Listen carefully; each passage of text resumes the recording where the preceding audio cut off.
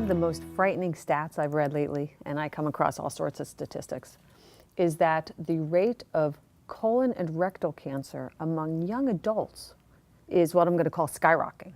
Not that there's, 50,000 per 100,000, right, but it's quadrupled. The risk of getting colon cancer has quadrupled since 1950 to current yes, in young adults. right. So what's going on? Well, I think this study came out of the National Cancer Institute and was published in this journal.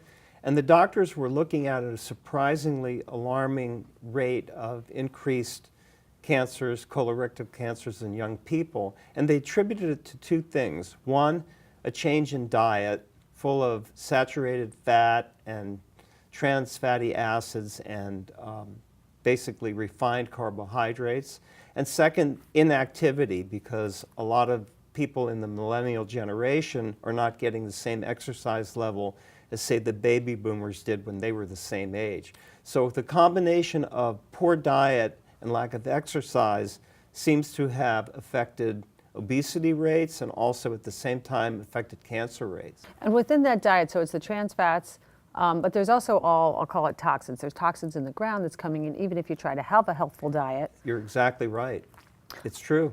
And how about antibiotics? So that, since the gut biome, the bacteria in your gut is so controlling of the health of your colon. Yes. Right?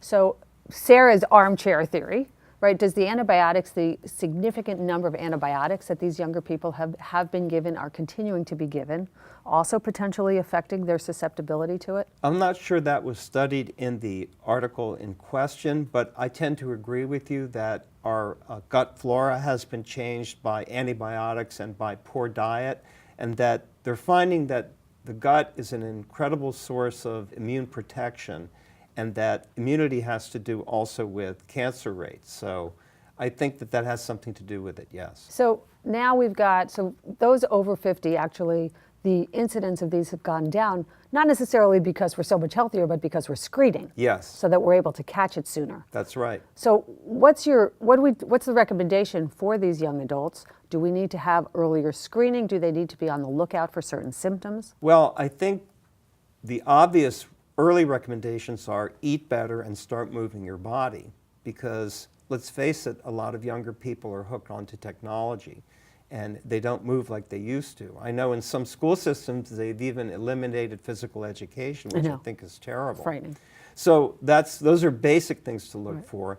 And of course, physical signs to look for, any change in bowel habits like blood in the stool or unusually thin stool, or abdominal pain, or not feeling well, feeling weak. These are things that you look for potential cancers or problems in the GI system. Okay, and again, 20, 30-year-olds, these are people who think they're immortal. Exactly. So they really have to speak up and know and pay attention to their bodies, not just go, oh, well, whatever. Right. Right? So I didn't eat right yesterday. Right. No, it really is setting up a pattern for success and learning to advocate for themselves and speak up. That's true, because Right. young people don't utilize the healthcare system as much as middle-aged and older people, so that's right. All right, really frightening stuff. Be aware, young people. Exactly. All right, thanks, David. Okay. If you like what you just saw, do me a favor, share it. The healthcare challenge is really a problem for all of us. And the more we can get this information out and get people taking better care of their health, the healthier we will all be. We have more videos with Dr. Sherer, as well as his blog, What Your Doctor Isn't Telling You, at our website, bottomlineinc.com.